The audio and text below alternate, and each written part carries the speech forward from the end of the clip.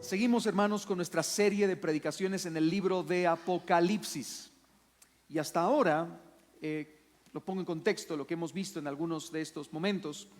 Hasta ahora nuestro hermano Juan se encuentra en la isla de Patmos. Juan se encuentra en la isla de Patmos. Él está apartado de los suyos, desterrado como un criminal por causa de la locura de un emperador llamado Domiciano, quien es uno de los emperadores de Roma que ha habido más extravagantes y egolátricos que ha existido hasta el momento. Domiciano se ha dedicado a perseguir a la iglesia de Cristo por todos los rincones del imperio en el tiempo de Juan. Pero justo en nuestra última exposición de Apocalipsis que vimos la semana pasada, vimos cómo Juan puede contemplar que por encima de Domiciano, que por encima de cualquier otro ser humano, por encima de cualquier otro rey que domina, por encima de cualquier otro hombre que tiene autoridad, por encima de cualquier reino humano, nosotros tenemos un trono. ¿Se recuerda lo que expusimos la semana anterior? Y sentado en el trono hay uno que es el Altísimo, el Señor, que dirige la historia, que gobierna con esplendor, lleno de bondad, de gracia y de autoridad, sobre todo, pero también sobre todos. Y eso es importante. Esa es una visión gloriosa, hermanos, que cada uno de nosotros debemos también experimentar. Dios es el que reina sobre todo y sobre todos. No hay nadie como Él, no hay nadie como el Señor. Él está sentado en el trono y gobierna con majestad. Así que ningún reino, ningún rey, ningún presidente, ningún consejo, ningún congreso, ningún grupo de humanos pueden atentar en contra de la voluntad del Señor. Amén. Ahora, mientras la mirada de Juan se encuentra puesta sobre el trono, algo ocurre en la dinámica de esa visión que cambia dramáticamente la escena. Y eso nos lleva a nuestro primer encabezado de esta noche, que he titulado Un libro escrito y sellado. Un libro escrito y sellado. Bien, dice Apocalipsis capítulo 5, versos 1 al 4. Y vi en la mano derecha del que estaba sentado en el trono un libro escrito por dentro y por fuera, sellado con 7 sellos. Y vi un ángel fuerte que pregonaba a gran voz: ¿quién es digno de abrir el libro y desatar los sellos? Y ninguno, ni en el cielo, ni en la tierra, ni debajo de la tierra, podía abrir el libro, ni aún mirarlo. Mire, hermano, eso, ni siquiera podía mirarlo. Y lloraba yo mucho, dice Juan, porque no se había hallado a ninguno digno de abrir el libro, ni de leerlo, ni de mirarlo. Hermanos, lo que Juan logra ver es que en la mano de aquel que está sentado en el trono hay un libro, un rollo que está escrito por dentro y por fuera. Y este rollo está sellado 7 veces con 7 sellos. Y es obvio, por la forma en que aparece el libro y por el hecho de que nadie puede tocar el libro, es obvio que no pudo haber sido escrito por otro que no fuera por Dios mismo. Su autor es Dios. Ahora, la pregunta es, ¿qué contiene el libro? ¿Qué tiene ese libro? Porque la escena se dirige del trono al libro. ¿Qué es lo que está escrito dentro del manuscrito que es tan importante al punto de que como no se halló nadie que pudiera leerlo, Juan se puso a llorar? ¿Qué había en el libro? Bueno, un comentarista bíblico llamado Francisco Lacueva dice lo siguiente: el rollo del que habla aquí Juan representa, y esta palabra es importante, representa, porque obviamente no existe un rollo de forma literal en el cielo en la mano de Dios, ¿verdad? Así que es una representación, una ilustración. Dice que el rollo representa el plan eterno de Dios, el decreto de Dios, que incluye todo el plan de la historia, muy en especial de lo que ha de suceder en el final de los tiempos. Así que en otras palabras, se trata del plan eterno de Dios que será completado de aquí al final de la historia. Pero déjeme explicar un poco mejor esto. Hermanos, Dios ha determinado un plan desde antes de la creación del universo. Sí, Dios ha determinado un plan. Dios ha compuesto una historia, ha escrito una historia con su puño y letra desde antes de la fundación del mundo. Escribe el pastor Israel Sanz, me gustó esta frase también: Dios no comenzó nada antes de haberlo acabado todo. ¿Sí? Así que cuando la historia comienza, cuando el mundo comienza, cuando la creación comienza, cuando el Edén comienza, Dios ya lo había acabado todo. Él ya sabía cómo iba a ser el final desde el principio, como dice también la palabra del Señor. Yo conozco el final desde el principio. Entonces, Dios establece desde el principio lo que llamamos el decreto santo. Es decir, cómo serían todas las cosas. Y después Dios creó todas las cosas. Déjeme resumirlo más todavía. Dios decretó lo que iba a ocurrir y luego Dios creó todo el universo. ¿Me sigue hasta aquí, hermano? Entonces, los decretos de Dios, hermanos, esencialmente son los planes eternos de Dios por los cuales antes de la creación del mundo Él determinó hacer que tuviera lugar todo lo que sucede en la historia de la humanidad. Hermanos, todos los cabellos de nuestra cabeza están contados. Ni un pajarillo cae a tierra sin que Dios lo determine así. Ningún rey se levanta, ningún rey cae sin la voluntad soberana del Señor. Él es el que ha decretado todo desde antes de la fundación del mundo y Él llevará a cabo su plan sí o sí. Amén, hermanos. Ahora, ¿y qué con el librito? Mire cómo lo dice el salmista. Salmo 139, 16. Dice: tus ojos vieron mi embrión. Y mire lo que dice ahora: y en tu libro se escribieron todos los días que me fueron dados, cuando no existía ni uno solo de ellos. Así que, hermanos, el libro que Dios ha escrito es una ilustración, es una representación del decreto de Dios, de su plan soberano que se cumplirá a lo largo de la historia. ¿Bien claros hasta aquí, hermanos?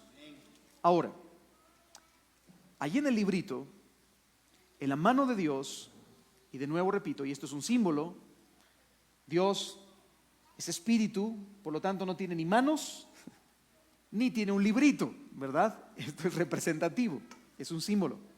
Pero allí el texto dice que en la mano de Dios se encuentra un libro. Y en el libro se encuentra todo lo que va a acontecer a lo largo de la historia. ¿Qué es eso que va a acontecer a lo largo de la historia? Bueno, hermanos, Dios ha prometido en su palabra y a sus hijos ciertas cosas. Por ejemplo, su segunda venida, eso es parte de lo que está en el libro. El juicio sobre el mal, eso es parte de lo que está en el libro. El juicio sobre el diablo, hermanos, el diablo será juzgado en el día final y será echado al lago de fuego por toda la eternidad. Y eso está en el libro. El juicio de los demonios. Pero también en el libro, hermanos, está escrita la bienaventuranza eterna de los creyentes. Es decir, la muerte del pecado, la resurrección final y la gloria sin fin. Ahí está escrita en el libro. Todo lo que Dios le ha prometido a su pueblo, la muerte del mal y la victoria para su pueblo escogido. Ahora, todas las cosas que han de acontecer, todo el orden de los sucesos y acontecimientos, uno por uno, que van a acontecer, están entonces escritas en ese libro. La historia y el destino de todos. Y todas y cada una de esas cosas, dice Juan, están ¿dónde? En el librito. ¿Y dónde está el librito, hermanos? En la mano de Dios. Hermanos, ya de entrada esto es sumamente importante. Todavía no hemos entrado a la carne del texto, ¿no? Pero de entrada esto es importante. Hermanos, la historia de la humanidad, el acontecer mundial, todo lo que va a ocurrir de aquí a la segunda venida de Cristo, todo, hermanos, está en la mano de Dios. Nada se escapa de su control. Nada. Todo está en su mano. No es como que de pronto algo que acontezca, se me escapó. ¿Qué hacemos? A ver cómo resolvemos este conflicto que está ocurriendo entre tal país y tal país. Todo está en el plan de Dios y todo está en su mano. Amén, hermanos. Ahora, tenemos un aparente problema en medio de esta estampa apocalíptica, ¿verdad? Y ese aparente problema hizo estremecer el corazón de Juan. Y no solo con una tristeza liviana, sino que el texto nos dice que Juan lloraba profundamente. ¿Se da cuenta de eso? Juan lloraba profundamente. Juan llora desesperadamente porque el libro que registra el decreto eterno de Dios es totalmente inaccesible. Sí, está en la mano de Dios, pero hermanos, si no se abre el libro, en un sentido simbólico, ¿verdad? Entonces, todo lo que va a ocurrir, la muerte del mal, la victoria final a Satanás, la victoria al pecado, la redención de su pueblo, todo eso no va a ocurrir. Y de pronto un ángel no deja de gritar: ¿quién es digno de abrir el libro y desatar los sellos? El ángel gritaba: ¿quién tiene la capacidad para acercarse al que está sentado en el trono y tomar el libro de la mano suya? Piénselo por un momento. La estampa anterior que veíamos en el capítulo anterior de Apocalipsis es los ángeles, los 24 ancianos y toda la creación cantando al unísono: santo, santo, santo. Imagínense eso. O sea, no hay nadie más santo que Él, no hay nadie más grande que Él, no hay nadie más puro que Él. Y por lo tanto, entonces, ¿quién tiene la capacidad de acercarse a su trono? ¿Quién tiene la capacidad de tomar de su propia mano, de la mano de Dios, tomar el librito? ¿Quién puede abrir los sellos? ¿Quién tiene la talla moral para leer el libro? ¿Quién tiene la talla moral, hermanos, para revelar el libro, para ejecutar ese plan trazado por Dios? ¿Quién? Esa es la pregunta del ángel. Y obviamente todo esto es simbólico, ¿no es cierto? Esta es una escena que Dios quiere revelar a Juan, pero también para que nosotros la contemplemos. La voz, hermanos, recorre los rincones del cosmos. Si usted lee el texto de nuevo, el texto dice: y ninguno, ni en el cielo, ni en la tierra, ni debajo de la tierra, podía abrir el libro, ni mirarlo. Hermanos, la voz del ángel recorre todo el universo, pero solo hay silencio. Nadie es capaz. Nadie está acreditado. Nadie da la talla. Ningún profeta se puede acercar delante de la presencia de Dios y tomar el libro y desatar los sellos. Ningún apóstol, ni Moisés, ni Gedeón, ni Abraham, que fue llamado amigo de Dios, ni David, que tuvo el corazón conforme al corazón de Dios, ni Enoc, que caminó con Dios y fue perfecto, ni Buda, ni Mahoma, ni tú, ni yo. No podemos. Nadie puede. Y hermanos, pregunto: ¿qué pasaría si el libro no se abre? Por un momento, démosle sentido a la historia y démosle sentido a las lágrimas de Juan. ¿Qué pasaría verdaderamente si el libro no se abre? Bueno, esencialmente no habría juicio contra el mal. No habría triunfo final de Dios y de su Cristo. No hay cielos nuevos si el libro no se abre. No hay tierra nueva. No hay resurrección. Nada tiene sentido. El sufrimiento que puedas estar viviendo en esta vida es un sufrimiento sin esperanza. Es un sufrimiento vano. Los creyentes seríamos los más dignos de lástima. De hecho, ¿recuerda a ese anciano que está en Patmos? Ese hombre en Patmos, Juan, si el libro no puede abrirse, Juan es simplemente un loco, un fanático que proclama y que pronuncia cosas que no se cumplirán. Así que Juan logra ver, y toda mi vida es una inutilidad. Me he dedicado a servir al Señor, me he dedicado a predicar el Evangelio por todas partes, pero si el libro no se abre, entonces todo es inútil. Y es más, hermanos, si el libro no se abre, ¿qué hacemos en esta iglesia hoy? ¿Qué hacemos cantando? ¿Qué hacemos alabando? ¿Qué hacemos predicando la palabra? ¿Qué hacemos proclamando a un Cristo que no tiene poder ni autoridad sobre nada? ¿Qué hacemos? No tiene sentido. El cristianismo sería un show, una parodia sin sentido. Pero hermanos, afortunadamente la historia no se queda en ese punto. Afortunadamente la historia cambia dramáticamente. De pronto, en medio de la conmoción, dice que alguien, uno de los 24 ancianos, se acerca a Juan con buenas noticias.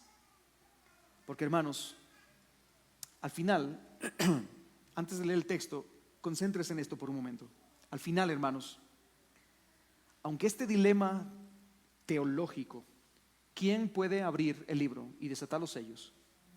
Aunque este dilema teológico produjo una congoja terrible en el corazón de Juan, hermano, déjeme decirle esto. Este asunto de abrir el libro y desatar los sellos ya se había resuelto desde antes de la fundación del mundo. Así que Juan está llorando porque ve el libro cerrado, pero Juan no tiene por qué hacerlo, porque Cristo fue inmolado desde antes de la fundación del mundo, porque Él venció desde antes de la fundación del mundo. Como ha dicho alguien, antes de que hubiera Edén, hubo Calvario. Antes de que existiera el paraíso, existió la cruz en la mente y el corazón del Señor. Por lo tanto, hermanos, el dilema teológico que Juan está planteando aquí realmente ya ha sido resuelto. El verso 5 dice: y uno de los ancianos me dijo, no llores, no llores. He aquí que el león de la tribu de Judá, la raíz de David, ha vencido para abrir el libro y desatar sus 7 sellos. No más lágrimas, Juan, porque ante la impotencia del universo entero hay uno que es digno. No necesitamos 20 dignos, hermanos. No necesitamos 20 mediadores. No necesitamos 20 intercesores delante del cielo. Necesitamos uno. Y afortunadamente hay uno que es digno. Hay uno que tiene la talla moral. Hay uno que tiene el poder y la victoria para desatar los sellos. Hay uno. ¿Quién es? Dice el que habla con Juan: el león de Judá y la raíz de David. Y hermanos, esta frase, el león de la tribu de Judá y la raíz de David que ha vencido, esta frase es un dedo que apunta en primer lugar hacia la profecía mesiánica del Antiguo Testamento. Apunta hacia el Antiguo Testamento. Jacob, cuando profetiza sobre sus hijos, reúne a todos sus hijos. Estamos hablando de Génesis capítulo 49, imagínense. Y Jacob reúne a sus hijos, se acerca a ellos y empieza a hablarle a cada uno de ellos de cómo va a ser el transcurso de su vida. Pero de pronto se acerca a Judá y le dice a Judá: Judá, te alabarán tus hermanos. Te alabarán tus hermanos. No eres el primero, no eres el segundo, ni el tercero, cuarto eres. Pero aún así, te alabarán tus hermanos. ¿Por qué? Porque como un león serás, le dice Jacob. León que tendrá en su mano el cetro que gobernará para siempre con justicia. Hermano, desde el principio estaba anunciado que este león iba a triunfar y el cetro estaría en su mano para siempre. Y luego, en Isaías capítulo 11, nosotros vemos cómo se nos habla del Mesías utilizando el término la raíz y el vástago de David, el cual es eterno. Raíz y el linaje de David. Así que, hermanos, esto es un dedo que apunta hacia la profecía del Antiguo Testamento, pero también es algo que se cumple. ¿En quién, hermanos? ¿En quién, hermanos? En Jesucristo. ¿Está conmigo, hermano? ¿Sí? Jesucristo, hermanos, es el león de Judá. Jesucristo es la raíz de David. Jesucristo es, ¿qué es lo que dice después? León de Judá, la raíz de David. ¿Qué dice?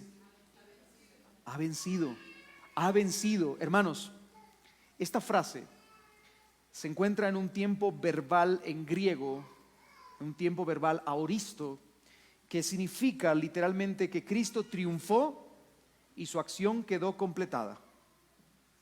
¿Sí? Cerrada para siempre. Hermanos, el león de la tribu de Judá no está en pleno combate. El león de la tribu de Judá no se está peleando con Satanás. El león de la tribu de Judá no está en proceso de victoria. Hermanos, la victoria fue final y definitiva. Es inapelable. Jesús ha vencido, dice. Y ha vencido una vez y para siempre. No hay más guerra entre el bien y el mal. No hay ataque entre uno y otro. No hay que se van a levantar Gog y Magog y los ejércitos celestiales contra los ejércitos del diablo. Hermano, Cristo ha vencido. Punto. Hermanos, Él ha triunfado sobre todos sus enemigos. El pecado y sus engaños han sido vencidos. El mundo y sus estructuras han sido vencidas. El diablo y sus armas han sido vencidas. Y hermanos, la misma muerte ha sido derribada. La misma muerte. ¿Dónde está, oh muerte, tu aguijón?, dice Pablo. Hermanos, no solo Dios está en el trono sentado, capítulo 4, sino que capítulo 5, el poder, la autoridad le ha sido concedida, le ha sido conferida a Cristo para ejecutar los buenos propósitos de Dios. Así que no solo Dios está en el trono, reinando con poder, gobernando la historia, sino que el que tiene la autoridad sobre todo y sobre todos es el Cristo de Dios. Así que, hermanos, dándole vuelta al asunto, ya no hay más lágrimas, porque el libro puede ser abierto.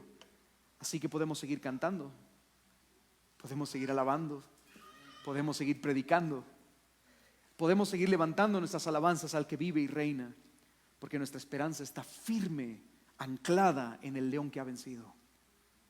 Hermanos, escúchame bien lo que te voy a decir.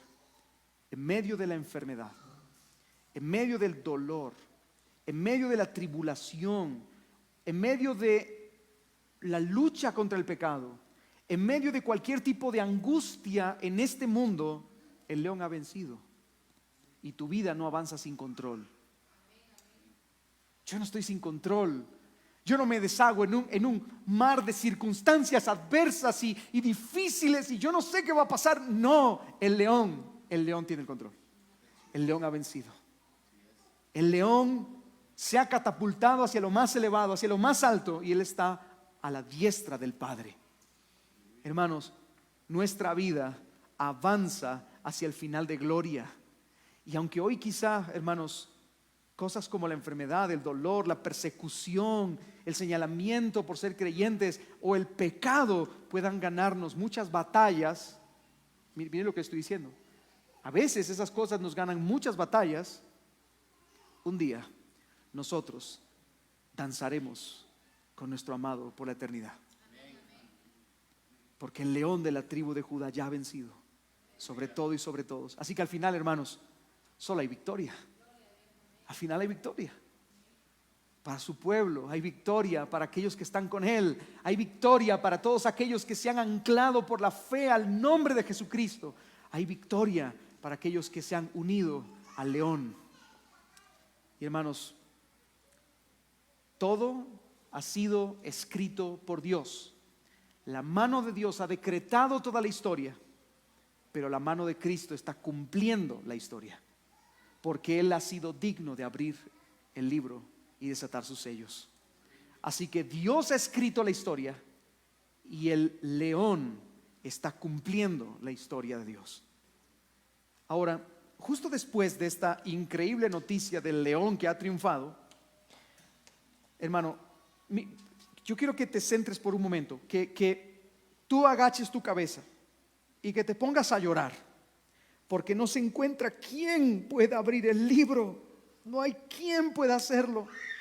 Y de pronto alguien se te acerca y te dice: no llores más, porque hay uno que es digno, que puede abrir, es el león de la tribu de Judá, la raíz de David, que ha vencido.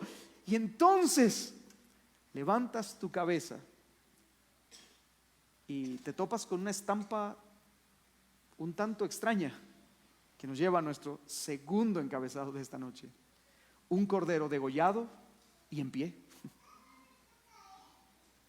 Dice el verso 6: y miré y vi que en medio del trono y de los 4 seres vivientes, ¿se da cuenta de lo que está pasando? Juan levanta la cabeza y mira, y en medio del trono de los 4 seres vivientes y en medio de los ancianos estaba en pie un cordero como inmolado, que tenía 7 cuernos y 7 ojos, los cuales son los 7 espíritus de Dios enviados por toda la tierra.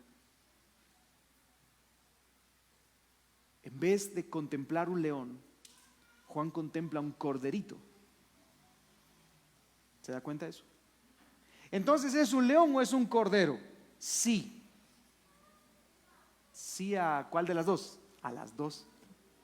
¿Es un león y es un cordero? Hermanos, y el texto dice que no solamente es un cordero, sino que es un cordero como inmolado. Es decir, Juan contempla en la mente de un judío, él sabe estas escenas porque esto lo hacían constantemente en el templo.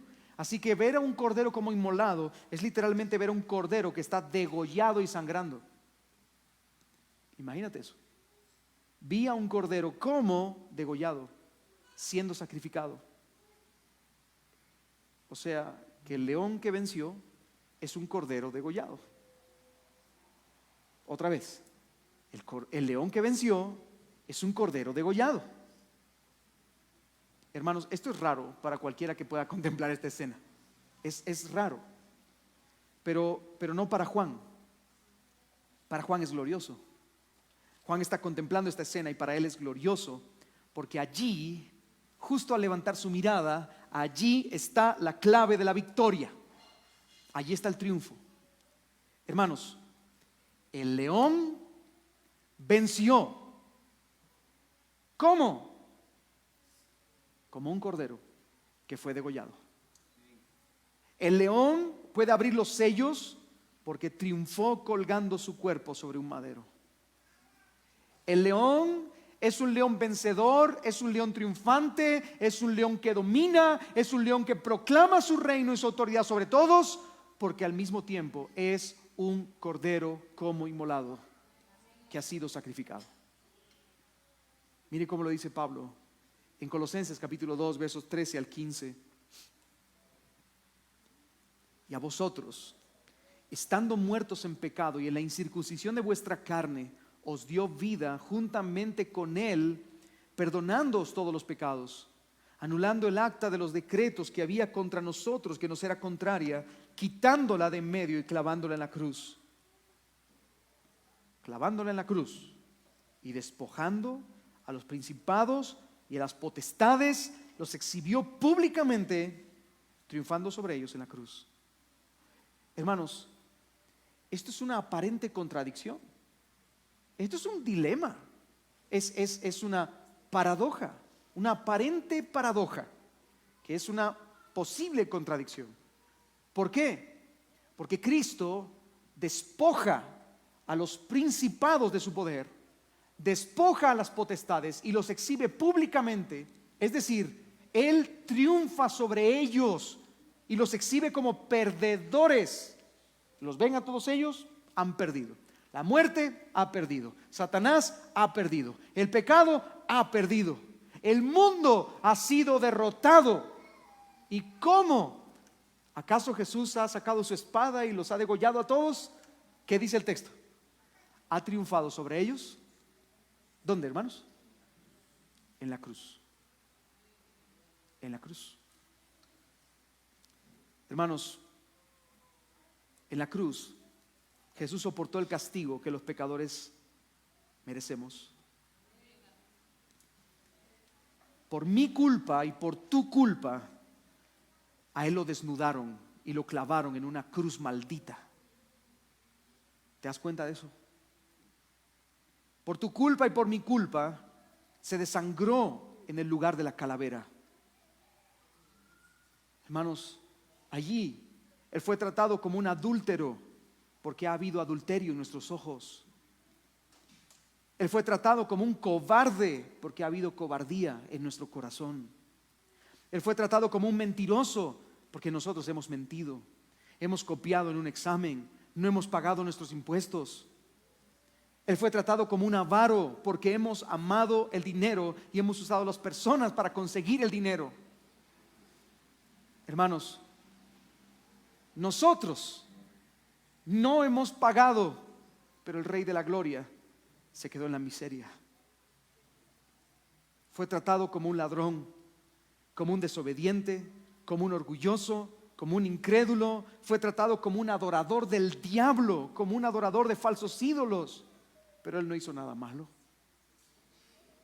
Ni hubo engaño en su boca, ni hubo lascivia en su mente. Hermanos, Cristo merecía el aplauso, el beso del cielo. Él merecía el premio de gloria, pero decidió ocupar tu lugar y mi lugar. Él aceptó sobre su santo cuerpo los golpes, las heridas que yo tenía que pagar. Y justo en el momento final, justo al final de ese tormento, Él pronunció aquellas hermosas palabras: consumado es. Todo está terminado. La deuda ha quedado pagada. Y hermanos, sus méritos han sido puestos a nuestra cuenta por amor y por gracia. ¿Te das cuenta de esto, hermano? Él fue la ofrenda perfecta. ¿Y cómo estoy seguro de eso? A ver, hermano, ¿cómo estamos seguros de que la ofrenda de Cristo en su cuerpo, derramando su sangre, fue válida ante los ojos de Dios? Sencillo. ¿Qué es lo que ve Juan, hermanos? Él ve un cordero degollado, pero ¿cómo está ese cordero degollado? ¿Cómo? Un cordero degollado tiene que estar muerto, hermanos. Un cordero cuya sangre ha sido derramada debe estar muerto. Sin embargo, ¿cómo está ese cordero? En pie. La ofrenda fue perfecta porque Jesucristo resucitó entre los muertos. Hermanos, el cordero murió, pero luego se levantó en victoria. El cordero fue coronado con toda la autoridad. Fue llevado ante la presencia de Dios y se le dio un nombre que es sobre todo nombre, para que delante de Él se doble toda rodilla de los que están en los cielos, en la tierra y aún debajo de la tierra. ¿Y cómo sabemos eso? ¿Qué es lo que había en su cabeza, hermano? ¿Era un simple cordero degollado que estaba en pie? ¿Qué tenía en su cabeza, hermanos? Alguien que me lo diga. Parecida. Lea el texto, hermano. Tenía 7 cuernos y tenía 7 ojos. Los 7 cuernos representan el poder definitivo. Es como una corona de rey. Sobre su cabeza hay una corona de reino. Pero también Él tiene 7 ojos que representan a los 7 espíritus de Dios.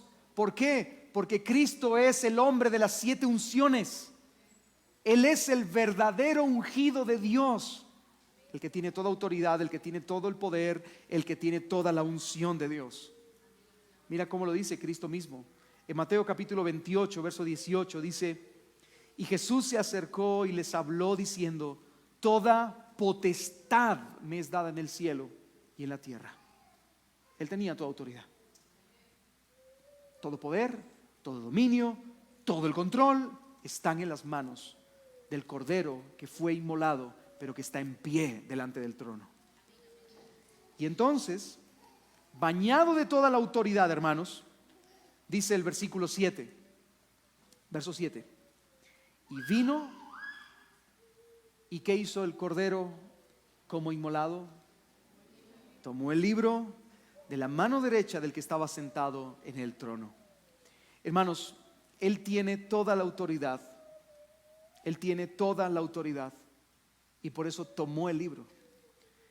Y no solo tomó el libro, sino como veremos en las próximas semanas, Él empezó a romper los sellos. Él puede abrir el libro y Él puede leer todo lo que está escrito en él. Él va a ejecutar la voluntad del Padre. Él es el que va a mover toda la creación, toda la historia de la creación. Dios ha decretado, Cristo está cumpliendo la historia del Padre. ¿Me sigue, hermano? Así que todo lo que vamos a ver en las próximas semanas es precisamente el cumplimiento a lo largo de toda la historia que Cristo ha estado haciendo, desatando sello tras sello de ese rollo del decreto santo de Dios. Amén. Hermanos, en sus manos, en las manos del Cordero, habrá juicio para sus enemigos. Juicio para los enemigos. Pero también en las manos del Cordero habrá consuelo para los santos. Juicio para los enemigos, consuelo para los santos. En las manos del Cordero habrá victoria sobre el mal, pero también en las manos del Cordero habrá nuevos cielos y nueva tierra para siempre. Nuestra esperanza está segura en Él. Hermano, nosotros no alabamos, no glorificamos, no nos reunimos para levantar el nombre de un Cristo que es un mediocre asesinado por un gobierno romano y que se quedó en la tumba. Nuestro Cristo es el león de la tribu de Judá que ostenta el cetro por perpetuidad, que es raíz y es el linaje de David al mismo tiempo. Y hermanos, este león que ha vencido muriendo, dando su sangre en rescate por su pueblo, para que su pueblo tenga la victoria sobre el mundo, sobre Satanás y sobre el pecado. Y entonces, con eso en mente, hermanos, toda la multitud no puede hacer otra cosa que alabar el nombre del Cordero inmolado, que es al mismo tiempo el león que ha vencido. Y eso nos lleva a nuestro tercer y último encabezado de esta noche: un cántico nuevo. Verso 8 al verso 14, y voy a leer toda esa sección. Dice: y cuando hubo tomado el libro, ¿qué le parece si lo leemos juntos, hermanos? ¿Les parece? ¿Sí? Ahí lo vamos a tener en la pantalla, leámoslo juntos. Y cuando hubo tomado el libro, los 4 seres vivientes y los 24 ancianos se postraron delante del Cordero. Todos tenían arpas y copas de oro llenas de incienso, que son las oraciones de los santos, y cantaban un nuevo cántico diciendo: digno eres de tomar el libro y de abrir sus sellos, porque tú fuiste inmolado y con tu sangre nos has redimido para Dios, de todo linaje y lengua y pueblo y nación, y nos has hecho para nuestro Dios reyes y sacerdotes, y reinaremos sobre la tierra. Y miré y oí la voz de muchos ángeles alrededor del trono, y de los seres vivientes y de los ancianos, y su número era millones de millones, que decían a gran voz: el Cordero que fue inmolado es digno de tomar el poder, las riquezas, la sabiduría, la fortaleza, la honra, la gloria y la alabanza. Y a todo lo creado que está en el cielo y sobre la tierra y debajo de la tierra y en el mar, y a todas las cosas que en ellos hay, oí decir al que está sentado en el trono y al Cordero sea la alabanza, la honra, la gloria y el poder por los siglos de los siglos. Los 4 seres vivientes decían: amén. Y los 24 ancianos se postraron sobre sus rostros y adoraron al que vive por los siglos de los siglos. Hermanos, amados, Cristo es el que marca la diferencia en la historia del universo. Y Dios quiso dejarlo en claro en esta visión. Esta es una visión con mucho simbolismo. Es una visión que tiene los 24 ancianos, los 4 seres vivientes, a la creación entera cantando. Es una es una visión donde ven al cordero con 7 cuernos, 7 ojos, ven a un trono, ven un rollo con 7 sellos y nadie puede abrirlo sino solamente el león. Se da cuenta, es puro simbolismo. Pero a través de esta visión, hermanos, Dios quiere dejarnos en claro una cosa: Cristo es el que marca la diferencia. Cristo es el antes y después. Cuando Cristo aparece, hermanos, cuando Cristo aparece en la historia, el cielo entero estalla en un grito de victoria. ¿Se da cuenta de eso? Cuando Cristo aparece en la historia, cuando Cristo se mete en la escena, hermanos, no hay nada más que hablar. Todo el mundo se calla y todos miran a aquel que es el cordero inmolado, que es león y ha vencido. Hermanos, cuando Cristo aparece se rompe el silencio, se termina el llanto y comienza la fiesta. Cuando Cristo aparece ante los ojos de todos, Cristo es precioso y todos le cantan. Los ángeles escogidos. ¿Quiénes son los ángeles escogidos? Los 4 seres vivientes. La humanidad redimida. ¿Quién es la humanidad redimida? Los 24 ancianos. Y luego toda la creación. Miren lo que dice el verso 13. Y todo lo creado que está en el cielo y sobre la tierra y debajo de la tierra y el mar y a todas las cosas que en ellos hay. Oí decir, hermanos, es un símbolo de que hasta la creación misma proclama alabanzas a Cristo. Todos los ángeles del Señor, la humanidad redimida y toda la creación. Los pajarillos que cantan para Cristo. La lluvia que cae, hermanos, que está cayendo esta noche, canta para Cristo. Hermanos, Él es el que es digno. Él es el que es digno. Este es un cántico a 3 voces. Los ángeles escogidos, la humanidad redimida y toda la creación. Y ellos alaban, en aquel cántico alaban por 3 cosas. En ese cántico nuevo alaban por 3 cosas. Primero, alaban por el pasado. Note lo que dice el texto. Fuiste inmolado y nos has redimido y nos has hecho reyes y sacerdotes. Todo el universo entero proclama la majestad de Cristo. ¿Por qué? Porque Él ha sido inmolado y por su sacrificio ha redimido un pueblo para sí mismo. Y ha hecho de ese pueblo reyes y sacerdotes. Pero ¿se da cuenta que es en el pasado? Fuiste inmolado y nos has redimido en el pasado y nos has hecho reyes y sacerdotes. Hermanos, esto fue escrito hace 2000 años. Y es el cántico del cielo que proclama las alabanzas del Señor, donde todos nosotros, desde antes de la fundación del mundo, fuimos redimidos, hechos pueblo del Señor, porque el Cordero fue inmolado desde antes de la fundación del mundo. En segundo lugar, alaban a Cristo por el futuro.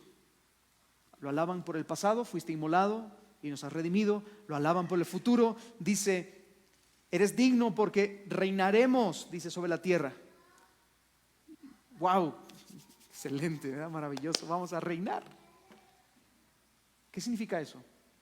Significa, hermanos, que durante toda la eternidad seremos parte del reino de Cristo. Toda la eternidad siendo parte del reino de Cristo.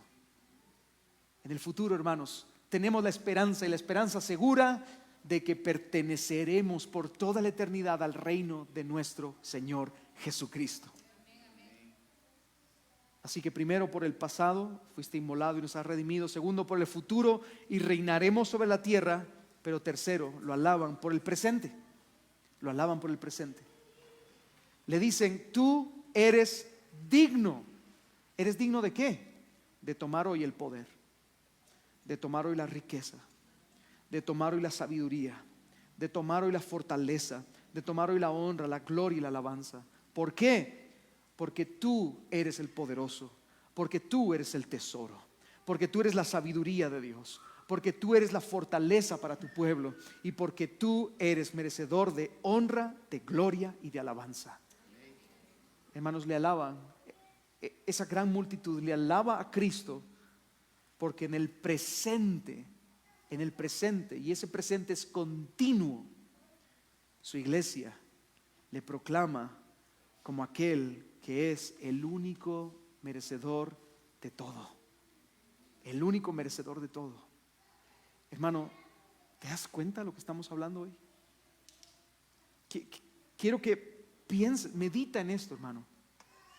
¿Te das cuenta de lo que el cielo está cantando? ¿Te das cuenta de lo que el cielo canta? ¿Acaso este cántico no despierta en tu corazón una entrega mayor hacia el león que ha vencido? Hermano, Él es el único digno. Hay uno que es digno. No hay dos, no hay tres, no hay 20. Hay uno que es digno. Hay uno que es digno. Él es el verdadero ungido. El ungido del Señor. Hermano, ¿acaso este cántico celestial no despierta tu alma para disponer tu todo, tu tiempo, tus dones, tus recursos al servicio del Señor? Él es digno de recibir todo. Él es digno de recibirlo. ¿Qué estamos haciendo nosotros con nuestra vida? ¿Nos estamos dando a Él? ¿Nos estamos entregando por completo a Él? Hermanos, Él es digno del todo en ti. Así lo canta el cielo entero. Él es digno de tomar poder, la riqueza, la sabiduría, la fortaleza, la honra, la gloria y la alabanza. No somos dignos nosotros. No somos dignos como iglesia. Nosotros somos reyes y sacerdotes, pero es por ti, por tu causa. Es porque a ti te ha placido. Somos un pueblo escogido, pero no por nosotros, sino porque tú eres el Cordero inmolado. Nosotros quizá tenemos hoy sabiduría de Dios, pero no es por nosotros, es porque tú eres la sabiduría de Dios. Nosotros hoy podemos dejar de atesorar los tesoros de este mundo, que son banales, vacíos y crueles, que nos asfixian hasta la muerte, y lo podemos hacer porque tú te has convertido en el glorioso tesoro. Hermanos, Él es digno de todo. ¿Acaso este cántico celestial, hermano, no te empuja hoy a deleitarte en amores más profundamente hacia Cristo? Hermano, Él es digno de que el universo entero se rinda ante su majestad. Él es digno de que los ángeles canten, de que su pueblo escogido le alabe, y de que toda la creación, escucha bien, hermano, toda la creación se rinda a su señorío. Hay una canción que yo siempre digo que es mi canción preferida. La canción se llama La Sinfónica de Dios. La Sinfónica de Dios. Le animo a escucharla. En esta canción de La Sinfónica de Dios, Steve Green, que es el compositor, empieza a proclamar de la manera más poética lo que está ocurriendo con la creación. El director de orquesta, que es Cristo, se ha dispuesto delante de la creación. Los rayos son forman un trueno esplendoroso a su voz, que le alaban y le adoran. Los pajarillos revolotean sus alas para alabar el nombre de Cristo. Cada una de las estaciones cambia de una a otra para proclamar las alabanzas del Señor. La creación entera se rinde ante la majestad. La creación entera es una sinfonía delante de la majestad del Señor. Hermanos, Él es digno. Él es digno. ¿Sabes cuál es el problema? El problema es que los únicos que se obstinan en no proclamar las maravillas de aquel que es digno somos los seres humanos, que, como dice el apóstol Pablo, en vez de adorar al Creador, adoramos a la criatura. Nos adoramos el ombligo, nos encorvamos hacia nosotros, nos preocupamos de nuestro bien más que del bien de Cristo, de su gloria, de su nombre, de su honor, de su majestad, de su hermosura. Nos preocupamos más por nuestras riquezas en este mundo, nos preocupamos más por lo que podemos hacer o lo que podemos ganar o lo que podemos perder si dejamos de hacer ciertas cosas, pero hemos dejado de contemplar la belleza de Cristo. Vivimos en una obstinación día tras día por causa del pecado, y se nos presentan cosas y constantemente ideas que nos hacen alejarnos de la majestad del Señor. Y hermano, al final al final el trabajo, al final los quehaceres, al final el lavar los platos, al final el servir la comida, al final el comer con tu familia, que no son cosas malas en sí mismas, pero todo eso te apartan de la verdadera razón de tu vida, que es vivir para aquel que murió y resucitó por ti. Hermanos, ese es el meollo del evangelio. El apóstol Pablo lo dice en Corintios: y por todos murió, para que los que ahora viven ya no vivan para sí mismos, sino para aquel que murió y resucitó por ellos. ¿Cómo vamos a poder unirnos al cántico celestial si en esta tierra no deseamos vivir para su gloria?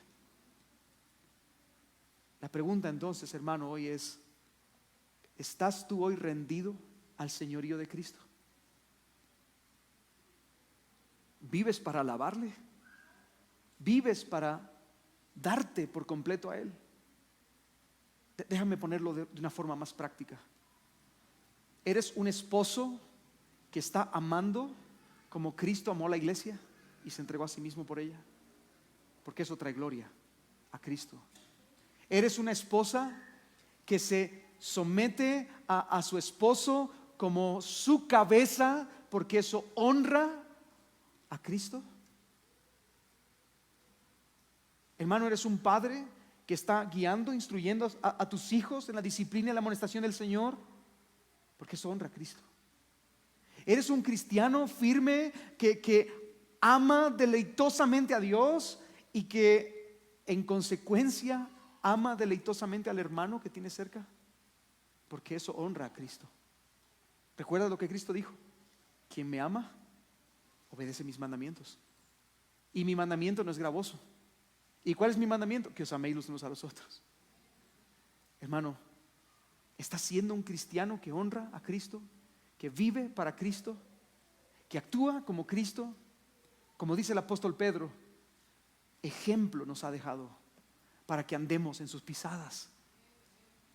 Quien no cometió pecado fue tratado como un pecador, y aún así no recriminó nada, no se dio la vuelta y golpeó al que estaba enfrente, no trató mal a aquel que lo vituperaba o que lo lastimaba.